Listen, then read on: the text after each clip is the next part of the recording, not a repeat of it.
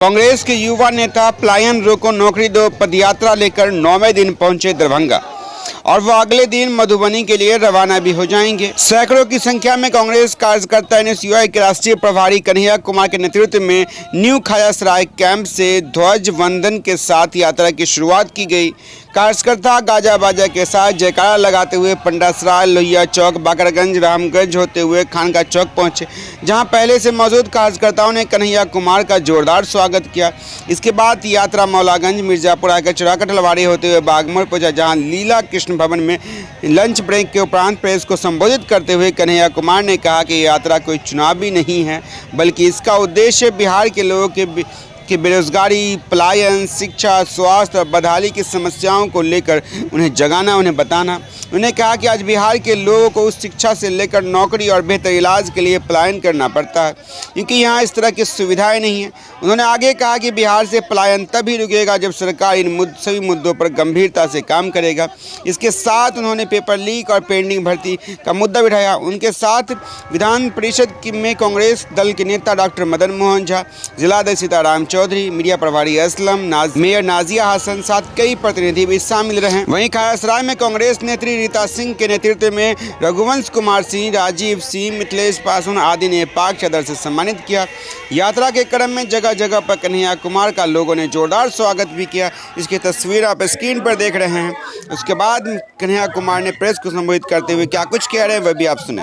Source नहीं है, गलत। अगर इनकम का सोर्स नहीं होता तो पटना में ताज होटल नहीं खुला। हमारे आपके लिए तो ताज होटल नहीं खुला है, जो लोग पैसा कमा लिए उन्हीं के लिए ताज होटल खुला है। और अभी हम आ रहे थे रास्ते में सर समस्तीपुर से दरभंगा की तरफ, तो बड़ा बड़ा स्कूल खुला हुआ था, जीडी गोयनका और तमाम। तो उसमें जिसके पास पैसा है उसी का बाल बच्चा पढ़ रहा है। तो ऐसा नहीं है कि एक क्लास के पास पैसा नहीं है, पैसा है और वो पैसा यहीं कमा रहे हैं। यहाँ आप जो है किसी भी डिपार्टमेंट में चले जाइए, कोई डिपार्टमेंट बिना कमीशन का तो चल नहीं रहा है। तो कमीशन वो खा कहाँ से रहे हैं? इसका मतलब सरकार के खजाने से पैसा खर्च हो रहा है। पैसा नहीं है तो एमएलए को सैलरी कहाँ से आ रहा है? एमएलए को सैलरी आ रहा है ना, एमएलए के लिए घर बन रहा है ना, मुख्यमंत्री के लिए घर बन रहा है ना, जो बड़े बड़े कार्यक्रम होते हैं सरकारी उसमें पैसा खर्च हो रहा है ना। ये प्राथमिकता का सवाल है सर, और प्राथमिकता का सवाल है, और प्राथमिकता जहाँ है वहाँ पैसा खर्च हो रहा है। हम आपको याद दिला देते हैं, अभी हमारी यात्रा ढाका से होकर के दरभंगा आई है। ढाका में भारतमाला प्रोजेक्ट बन रहा है। भारतमाला प्रोजेक्ट क्यों बन रहा है, किसके लिए बन रहा है? बिहार में जब कुछ है ही नहीं तो रोड क्यों बन रहा है? बिहार में है, बिहार में वो है जिसके लिए दुनिया तरसने वाली है। बिहार में है पानी, और पानी याद कीजिएगा मेरा यह बात, ये प्रेस कॉन्फ्रेंस याद कीजिएगा, आज बोल रहे हैं, पानी पेट्रोल से भी ज़्यादा कीमती होना है, क्योंकि पेट्रोल पीने से प्यास नहीं बुझती है। पानी की ज़रूरत सबको है। दुनिया में जिस तरह से पानी खत्म हो रहा है, दुनिया भर के पूंजीपतियों और कारोबारियों की नज़र बिहार की पानी पर है। और जब इंडस्ट्रियलाइजेशन होना था तब इंडस्ट्रियलाइजेशन नहीं हुआ है, और जब इंडस्ट्री अब ऑटोमेटिक हो गया है, जहाँ लोकल लोगों को रोजगार नहीं मिलेगा, तब ये जो है छोटा छोटा यूनिट लेकर के आ रहे हैं ताकि यहाँ के पानी का दोहन किया जा सके। ये जो बड़ी बड़ी सड़कें बन रही हैं हमारे आसपास, हमारे पास तो इनकम ही नहीं है, तो सड़क बना रहे हैं किसके लिए? सड़क बना रहे हैं यहाँ का संसाधन लूट के लेके जाने के लिए। आपको क्या लगता है, मखाना पे भाषण लगा दे करके गए प्रधानमंत्री मस्का मार करके? अभी आपने जो है नाम लिया, जहम जहम चरण पड़े, एक बड़ा मशहूर किताब है बुद्ध के बारे में, जहम जहम चरण पड़े गौतम के। ये गौतम बुद्ध की बात नहीं, गौतम अदानी की बात हो रही है। यहाँ के संसाधनों पे नजर है। मैं चुनाव की बात नहीं कर रहा हूँ, चुनाव होगा तो इस पे बोलेंगे और एकदम धमक के साथ बोलेंगे। एन केन प्रकारेण साम दाम दंड भेद, बीजेपी चाहती है उसका मुख्यमंत्री बने, और बीजेपी का मुख्यमंत्री बनने का मतलब है कि बिहार के संसाधन अदानी के हाथ में पहुंचे। संसाधन नहीं है, रेवेन्यू नहीं है, तो इंटरेस्ट क्यों है भैया? इतना इन्वेस्टमेंट क्यों हो रहा है पॉलिटिक्स में? पॉलिटिकल पावर को कब्जा करने के लिए प्राथमिकता का सवाल है। कहते हैं नीति बनती है जब नियत होता है। नियत होगा तो बिहार के पास क्या नहीं है?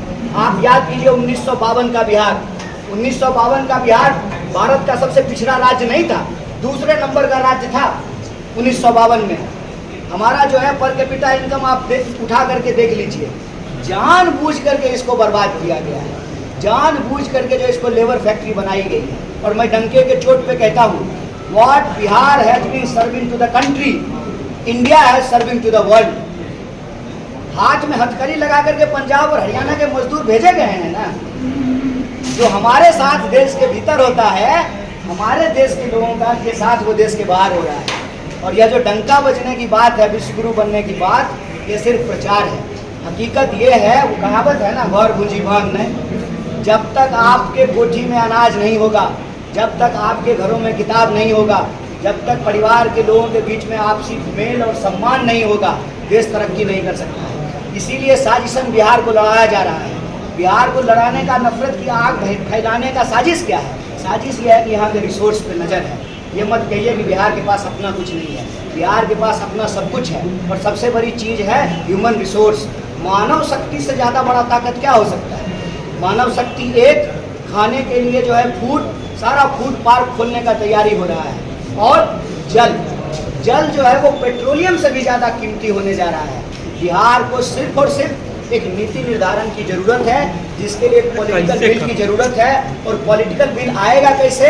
तो जो बिहार का प्रभावित युवा वर्ग है वो निराशा को छोड़ करके संघर्ष को अपनाए, इस यात्रा से जुड़े, हम ये लड़ाई जरूर जीतेंगे।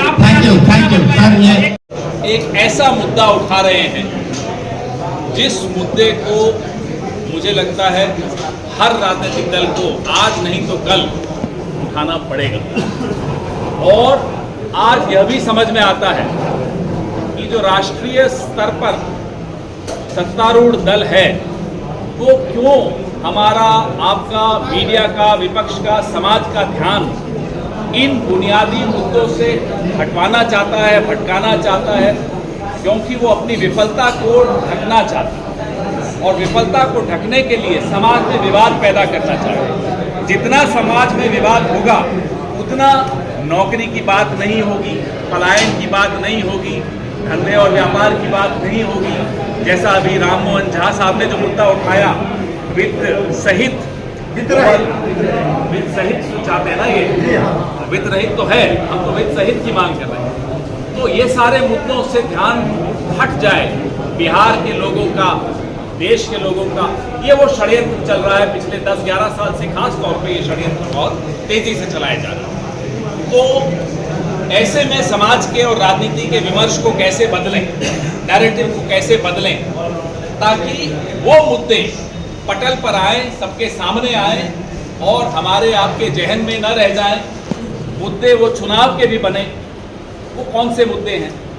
आज 3-3.5 करोड़ मजदूर, बिहार का मजदूर पंजीकृत है, उसकी मासिक आय 10,000 रुपए से कम है। ये स्थिति है, बाहर जाकर भी मासिक आय ये है। और जिस बिहार ने पूरे देश को दिशा दिखाई, आज उस बिहार का नौजवान संघर्ष कर रहा हो, उसकी आवाज तक राजनीतिक दल न उठाएं, ये उसके साथ दोहरी मार है, दोहरा अन्याय है। तो इसलिए मैं कन्हैया कुमार जी, आपको, NSUI को और यूथ कांग्रेस को और पूरे कांग्रेस संगठन को बधाई भी देता हूं। आपकी राह आसान नहीं है, कठिन रहा है। पसीना जहां आप बहा रहे हो, बिहार उस पसीने की कीमत आपको जरूर देगा, कांग्रेस को देगा।